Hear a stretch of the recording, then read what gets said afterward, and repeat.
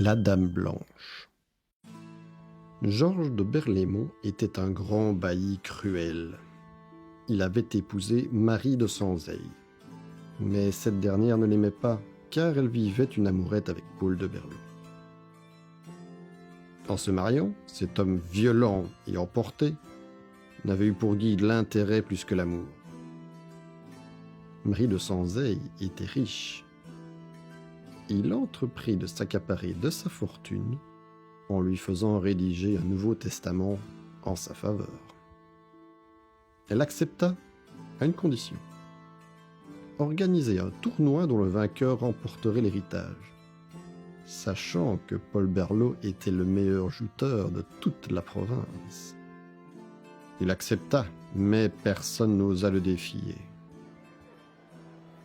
Celui-ci se présenta le jour officiel, tel un colosse fier de sa force. Marie douta, ne voyant pas arriver Paul. La limite du temps imparti était presque atteinte, lorsqu'un chevalier fit son entrée dans la cour. Oh, quel singulier adversaire!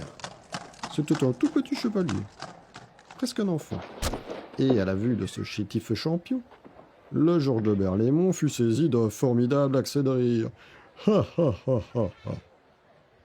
Devant les chevaliers et les dames, l'inégal combat commença. Dans un formidable bruit de fer, le bailli se précipita contre son faible adversaire. Celui-ci n'était armé que d'une épée légère et son cheval était un cheval de trait. Avec une adresse merveilleuse, enlevé d'une main alerte, d'un seul bond, cette monture évita le choc violent du puissant seigneur.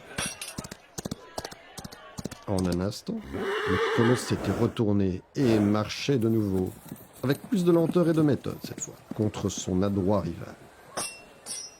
Mais il avait beau multiplier ses coups, tous demeuraient sans effet. Il commençait à avoir terriblement chaud. Le petit chevalier s'arrêta et attendit en une attitude droite et provocante.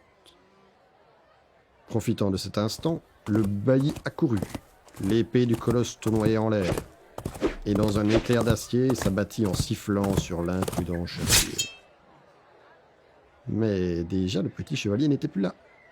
Il introduisit sous la jointure du aume la mince lame de sa légère épée, et le bailli tomba.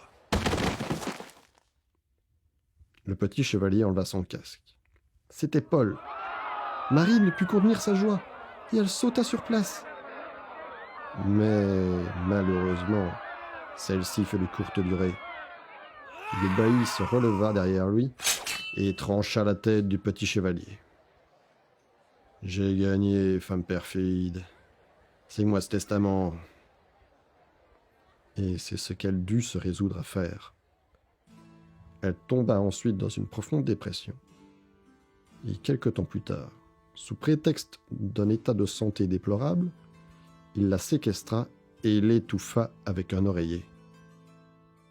Depuis, il paraît que l'on peut l'apercevoir la nuit dans le houlbouz, cherchant après son amour perdu.